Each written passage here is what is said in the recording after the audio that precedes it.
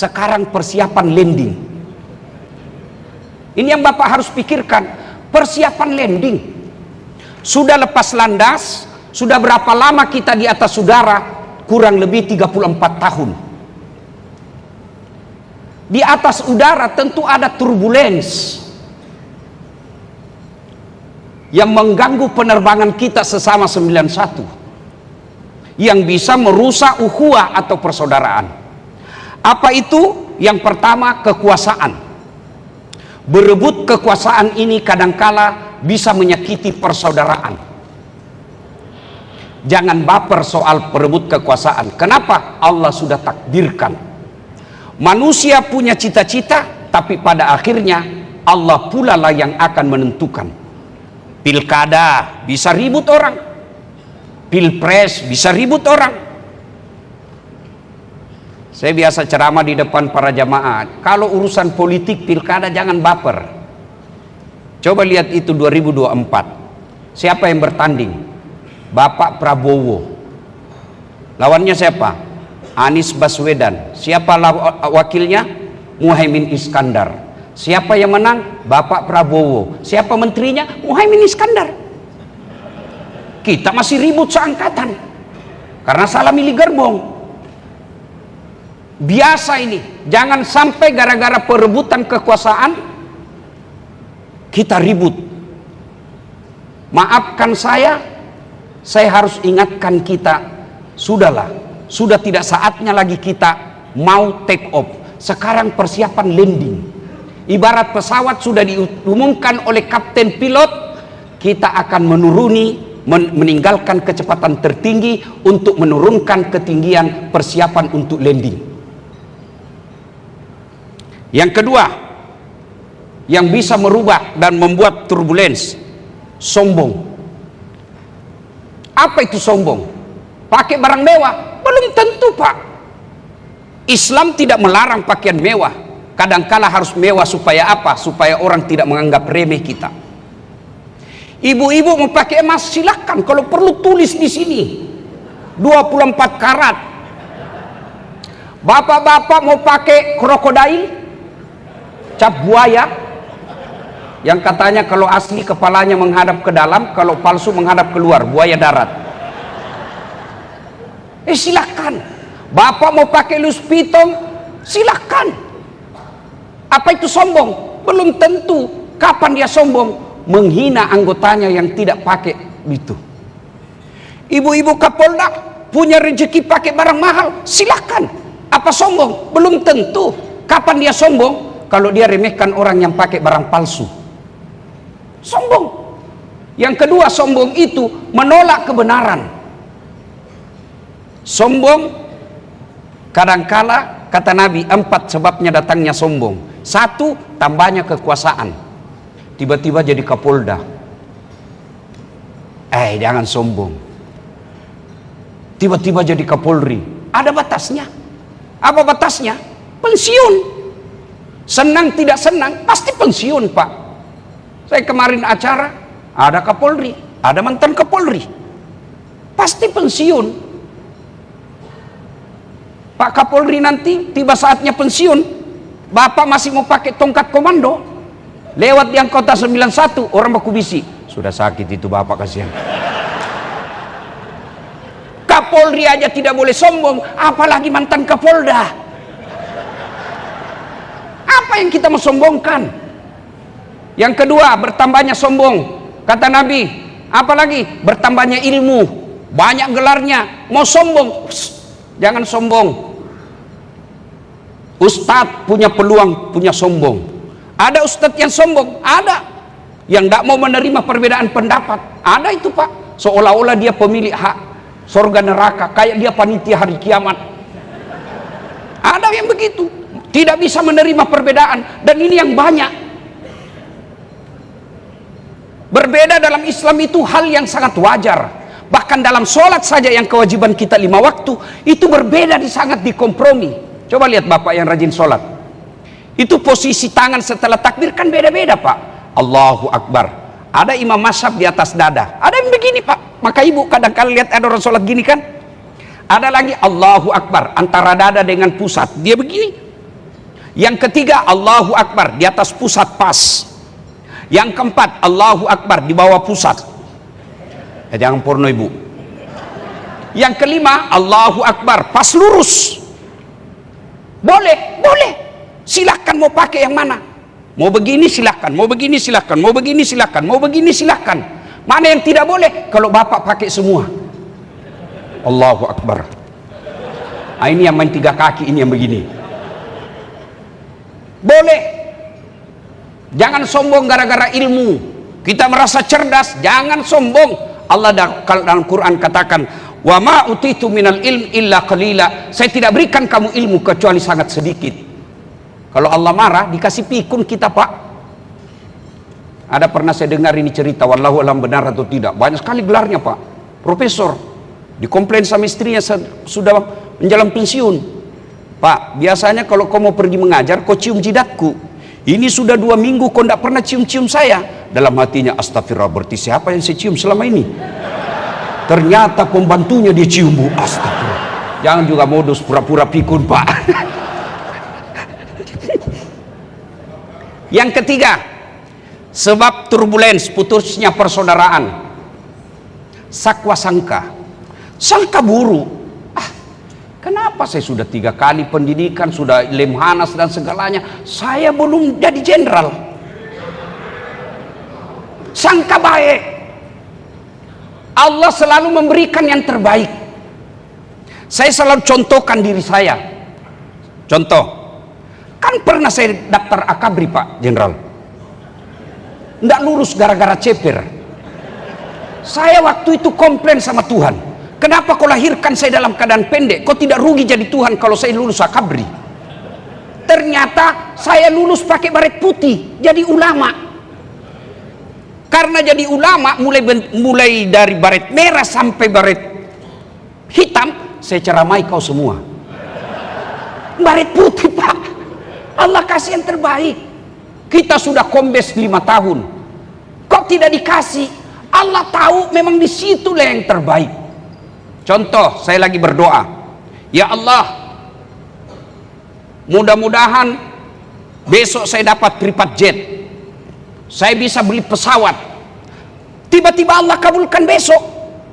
Bingung saya mau pergi di Makkah. Saya parkir di mana ini pesawat?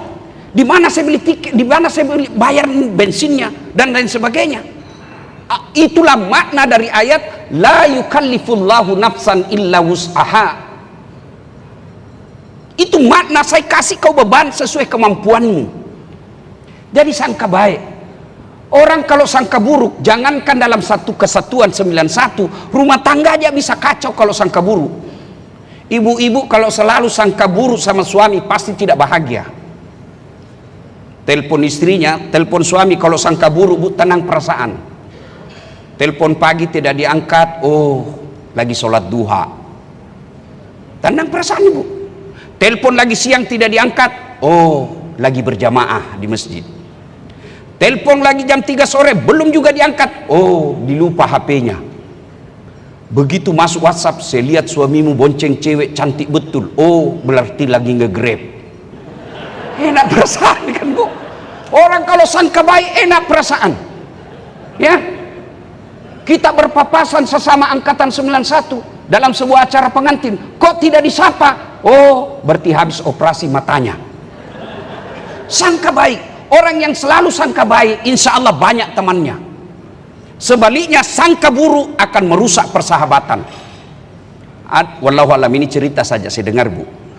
5 tahun suami istri tidak punya anak. Tahun ke-6 dia periksa ke dokter. Dokter katakan, ibu alhamdulillah ibu sudah hamil, sudah terlambat 2 bulan. Dia telepon suaminya, Pak, alhamdulillah saya sudah terlambat 2 bulan. Senang suaminya. Bu, jangan cerita ya, ini rahasia bersama. Baik Pak, tidak akan bocor. Beberapa hari kemudian datang petugas PLN. Assalamualaikum, kata istrinya. Waalaikumsalam. Siapa ya? PLN. Kenapa Pak? Ibu terlambat 2 bulan. Kata istrinya, loh kok bisa bocor ini? Langsung dicurigai suaminya, pasti lagi ini bapak ini sudah dikatakan rahasia bersama, dia yang bocorkan. Datang suaminya, assalamualaikum sayang. Apa sayang? Memang kau pembohong. Apa maksudnya? Kenapa PLN tahu saya terlambat 2 bulan? Pasti kau yang bocorkan. Marah suaminya, dia pergi ke PLN. Ada apa kau tahu? Istri saya terlambat 2 bulan. Kata PLN, ada catatannya Pak. Untuk apa kau catat-catat? Hapus itu. Boleh dihapus, tapi Bapak harus bayar dulu. Kalau saya tidak mau bayar, ya terpaksa punyanya Bapak diputus. Kalau punya aku diputus, istriku pakai apa di rumah? Terpaksa pakai lilin. Ini bangsa bahayanya kalau sangka buruk. Maka sangka baik, sangka baik. Kenapa? Ini Pak Kapolri belum, ini sudah saatnya saya sangka baik. Saya dengar masih tersisa 100 yang kombes. Apa boleh buat Pak? Sangka baik saja Pak. Sambil berdoa mudah-mudahan ada mukjizat yang datang sisa 2 tahun.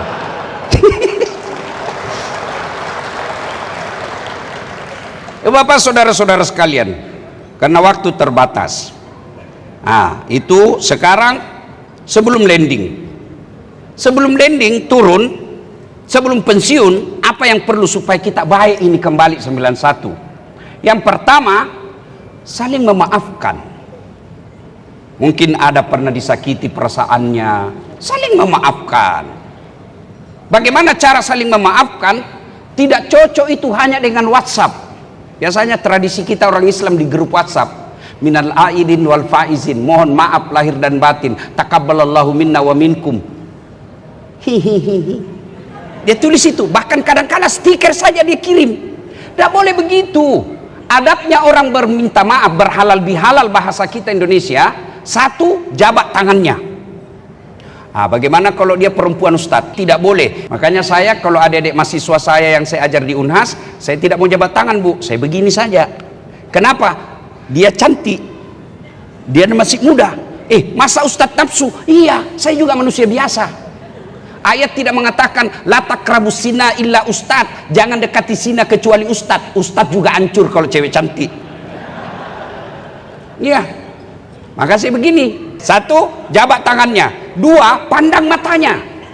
Biasanya karena kita sudah Kapolda, sudah Kapolres, orang jabat tangan kita acukan dan lihat, itu sunnahnya, pandang matanya. 3, senyum. Jangan sambil terima telepon, itu tidak adab namanya. Yang keempat adalah kalau dia muslim, salawat, Allahumma salli ala sayyidina Muhammad wa ala sayyidina Muhammad. Yang kelima, yang paling penting, sebut judulnya dosa. Maka ibu-ibu, kalau suami minta maaf besok-besok suruh sebut judulnya dosa. Maafkan saya Bu. Apa judulnya Pak? Kata Ustadz Dasat harus sebut judulnya. Nggak usah lah, nanti kau ngamuk lagi. Nggak Pak, apa judulnya? Janji kau nggak marah? Nggak. Maafkan saya Ibu, waktu saya dinas dulu di Manado, saya hilap Ibu. Ada perempuan mirip betul sama kau Ibu, saya hilap. Kata istrinya, enggak apa-apa Pak, biasalah, begitulah manusia biasa. Kadang-kala kita hilap. Karena waktu kau dinas juga di Manado, saya juga hilap Pak.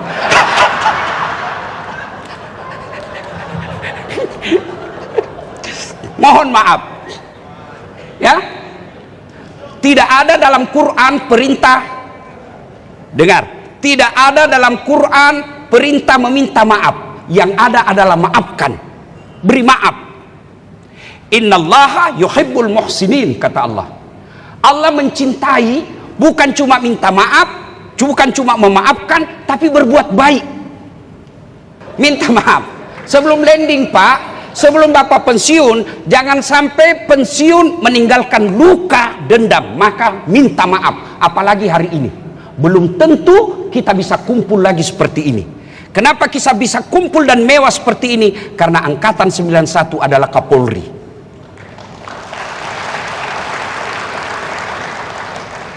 Yang kedua, cara menyambungkan kembali silaturahmi yang sudah putus, sedekah. Paling efektif itu sedekah. Bapak marah-marah sama anggota, selesai dimarahi langsung dikasih amplop, langsung bilang, enggak apa-apa Jenderal, besok Bapak boleh marah lagi besok. Itu hebatnya itu sedekah. Dan saya tidak pernah melihat orang yang bangkrut gara-gara sedekah. Tidak pernah saya mendengar haji itu bangkrut gara-gara sedekah. Yang bangkrut gara-gara apa? Pinjol, selingkuh, narkoba, bangkrut. Tidak ada orang bangkrut karena dermawan. Sedekah, minimal sedekah senyum. Kalau tidak bisa sedekah kepada anggota duit, minimal sedekah dengan senyum. Tidak bisa juga sedekah kasih duit, kasih dia SKTR. Itu sedekah. Dan Ambo, saya tahu Bapak bisik-bisik tadi saya. Sedekah. Dan luar biasa, kalau kita berikan sedekah yang menurutnya sudah tidak yakin bisa naik bintang, tiba-tiba jadi bintang, itu sedekah yang dia tidak akan lupa. Menyambung persaudaraan itu sedekah. Nah, ibu bapak saudara-saudara sekalian, nah sudah landing. Kurang lebih paling lama kita di sini mungkin tidak ada yang 4 tahun pensiun. Paling lama mungkin 3 tahun. Landinglah kita pensiun. Begitu pensiun, pertama bapak yang harus bapak muliakan istri. Karena bapak begitu pensiun dan punya menyakiti istri, baru bapak dapat rasanya pahitnya hidup. Orang kalau pensiun pak, kawan saya bilang setelah saya pensiun Ustadz, sangat gampang saya tersinggung. Ada kawan saya curhat, dia bilang semenjak saya pensiun Ustadz kan tidak ada lagi kegiatan, maka saya tidurlah di depan nonton, tidur saya ruang tamu sambil nonton TV. Adalah kucingnya cucu saya, tidur juga di samping saya. Lewat istri saya dia tendang itu kucing. Apa ini kucing? Tidur aja kerjanya. Kucing ditendang, saya yang tersinggung Pak Ustadz.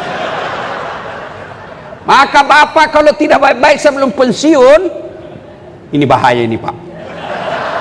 Oh, sampai ada yang bilang, sebelum ini waktu saya aktif kau hormat betul sama saya. Sekarang apapun saya bikin kau marah, racun aja saya sekalian supaya saya cepat mati. Bapak, demi Allah, tidak ada kemuliaan bapak setinggi apapun pangkat jabatan bapak kalau tidak menghormati istri.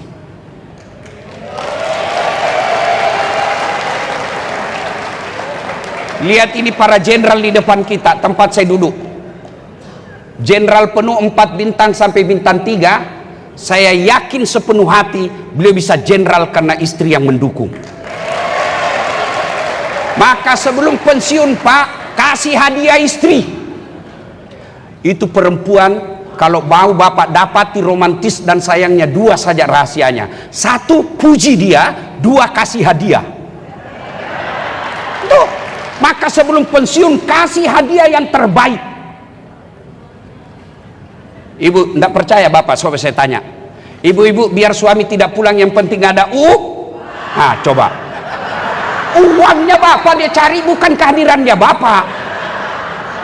Maka sebelum bapak pensiun, baik-baik sama istri. Bapak bakal dapat gelapnya hidup kalau istri sudah ngamuk.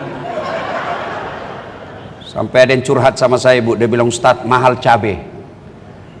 Saya bilang tidak usah makan cabai pak, tapi kita kan mau pedis-pedis kalau makan. Saya bilang gampang, kau makan suruh istrimu ngomel di depan, pasti lebih pedis dari cabai.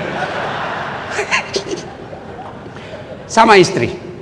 Kata Nabi, tidak ada kemuliaan seorang suami bagi yang tidak tahu menghargai istrinya. Mohon maaf, saya bisa hebat seperti ini bukan karena saya jago, tapi karena istri saya memberikan ketentraman jiwa.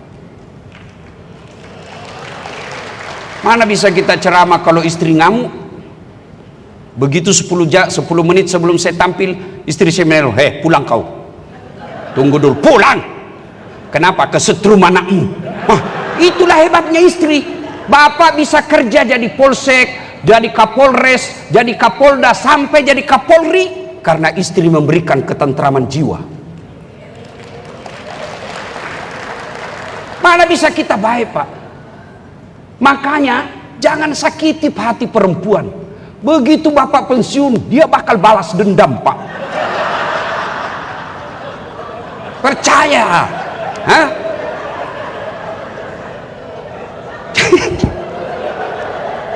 Yang kedua, karena waktu yang sangat terbatas. Yang kedua, Pak, urus anak. sehebat apapun Bapak ketika pensiun, anak kita tidak menjadi orang yang hebat, Bapak gagal. Ibu-ibu juga begitu, urus anak-anak ibu. Pangkat jabatan suami pasti hilang. Saya mau tanya ibu, ibu-ibu kalau meninggal, kira-kira siapa yang doakan ibu? Suami? Jangan harap ibu kawin lagi. Pak Kapolri, dia dengarlah ceramah saya, ini istri saya. Dia bilang, saya dengar kalau istri meninggal, suami kawin lagi. Jadi kalau saya duluan meninggal, Ustadz mau kawin lagi. Saya peluk dia Pak Jenderal, baru saya bilang, dengar baik-baik sayang, jangankan kau meninggal, masih hidup saja sekarang, saya selalu berpikir kawin lagi. Apalagi kalau kau sudah mati. Ada lagi yang bilang, itu kawan saya Ustadz, jahat betul. Kenapa dia jahat? Masa belum kering lagi kubur istrinya, baru 3 bulan dia kawin lagi. Ustadz meninggal, baru 3 bulan istrinya meninggal, dia kawin lagi. Saya bilang, lebih hebat itu tetangga saya, masih hidup istrinya dia kawin. Maka siapa yang doakan kita? Anak. Maka jangan heran ketika bertahun-tahun kita tidak ketemu, kita akan cerita bagaimana anak. Tidak ada gunanya semua kita capai ini Pak, status sosial, pangkat jabatan di kantor, kalau anak kita menjadi sampah masyarakat dan akan menjadi aib dalam hidup. Sebelum landing, perbaiki anak kita. Yang berikutnya, amal kebaikan. Amal kebaikan. Saya selalu bilang kepada adik-adik Polres, Kapolres, selama kau punya jabatan, buat kebaikan. Karena mendakwakan kebaikan melalui kekuasaan jauh lebih efektif daripada melalui ustadz. Saya ceramah, saudara-saudara sekalian, jangan narkoba, jangan mabuk. Oh, marah anak muda, dia kasih kempes mobil saya. Tapi kau Kapolres, sidak narkoba tidak boleh ada beredar, selesai itu barang narkoba Pak. Dakwah melalui kekuasaan jauh lebih efektif daripada melalui mimbar. Inilah yang disebut persiapkan amal. Bapak-bapak, selain memikirkan apa nanti yang saya punya, kebun, ruko, pekerjaan, Bapak sudah harus memikirkan apa nanti bekalku ketika sudah dikubur. Bapak pergi tugas ke daerah, ketika pensiun, pindah ke Jawa, orang Sulawesi pindah ke Jawa tidak nyaman, masih ada pilihan, balik lagi ke Sulawesi. Tapi begitu masuk kubur, tidak ada pilihan kecuali amal yang telah kita tanam. Ibu bapak saudara-saudara sekalian, berikutnya, kesempatan ini Pak Kapolri, saya mengucapkan terima kasih yang setinggi-tingginya, sebab Bapak telah mengutus 3 Kapolda 91 di daerah saya Sulawesi Selatan. Bapak Haji Andi Rian Jayadi, kemudian Bapak Irjen Pol Merdi Syam yang insya Allah ulang tahun besok. Hari ini. Pak Kapolri ulang tahun besok. Saya menyampaikan sebelum saya lupa Pak, selamat ulang tahun. Mudah-mudahan Bapak panjang umur, sehat walafiat, dan disayang istri. Kemudian ucapan terima kasih pula yang ketiga Pak Yudiawan, 3 Angkatan 91 menjadi Kapolda di Sulawesi Selatan, 4, dan ada pula putra Sulawesi Selatan yang menjadi jenderal, diantaranya Bapak Pak Fadil Imran dan Bapak Andi Rian Jayadi. Mudah-mudahan kebaikan ini semua menjadi amal kebaikan. Saya pada posisi ini juga, makanya waktu saya diminta acara meskipun bergeser-geser, saya tetap siap. Saya ingin menyampaikan terima kasih Pak, karena saya selalu diberi ruang untuk ceramah di Kepolisian Republik Indonesia. Bapak Ibu boleh lihat akun-akun saya, sepertinya hanya Dasat Latif yang berani gaspol di depan polisi. Saya pun dikenali sama teman-teman para mubalik, ustadznya polisi. Kenapa? Karena saya bilang saya mau mengajak polisi masuk surga. Kenapa Ustadz? Karena saya bisa dakwah dari Sabang sampai Merauke aman terkendali karena dijaga Kamtipmasnya oleh polisi Republik Indonesia. Saya selalu bilang, mana bisa kau ceramah kalau tidak ada polisi mengamankan acara kita. Macet jalan, saya sudah baca surah Yasin 2 kali hatam, tidak goyang-goyang mobil saya. Tapi begitu datang polisi lalu lintas, jalan. Kalaupun ada teman-teman polisi yang tidak selayaknya, itulah manusia biasa. Jangankan polisi, ulama dan ustadz pun ada yang hilaf. Maka ini menjadi tugas kita semua untuk tetap menjadi yang terbaik dengan posisi dan jabatan yang kita miliki. Bapak Ibu saudara-saudara sekalian, pada akhirnya saya ingin menyampaikan sebuah firman Allah. Wa'tasimu bihablillahi jami'an wa la tafarraqu. Berpegang teguhlah engkau kepada tali persaudaraan agama Allah dan janganlah engkau bercerai-berai. Bahkan Rasulullah menjelaskan, umatku itu seperti badan ini, satu sakit yang lain ikut merasakan. Kita lihat Bapak Ibu, tangan kiri gatal tanpa diundang kanan yang garuk, tangan kanan gatal tanpa disuruh kiri yang garuk, gatal dua-duanya kerjasama. Begitu mestinya kita angkatan 91, kerjasama. Ada anak muda jalan-jalan malam hari, tak hantu kakinya, kaki yang tak hantu, seluruh tubuh ikut merasakan sakit. Apa yang pertama? Tak hantu, duk. Apa pertama bereaksi? Mulut, sakit. Padahal kaki yang tak hantu. Yang berikutnya mata mencari. Yang berikutnya berpartisipasi, tangan mengusap. Yang berikutnya mulut meniup, padahal kaki yang bermasalah. Tidak ada orang tak hantu kakinya, tak, jalan kau, siapa suruh kau jalan malam-malam, jalan kau. Begitu mestinya 91. Kalau ada yang pensiun dan masih aktif, silahkan ayomi yang pensiun, dan yang aktif berikanlah bantuan sedikit kepada yang pensiun. Itulah yang disebut persaudaraan, satu tubuh kita. Bapak Ibu saudara-saudara sekalian, inilah saja tausiah kita pada taklim kita kali ini. Mudah-mudahan ada manfaat. Sekali lagi saya atas nama pribadi mengucapkan kepada Bapak Kapolri yang memberikan saya selalu ruang berbicara di depan Polisi Republik Indonesia. Karena saya yakin kalau Bapak sudah tidak setuju ceramah saya, pasti saya tidak beredar di Polri. Alhamdulillah, meskipun kita berbeda keyakinan, tapi tidak menjadi masalah, tidak menjadi alasan untuk tidak berpastabikul khairat, berlomba-lomba dalam kebaikan.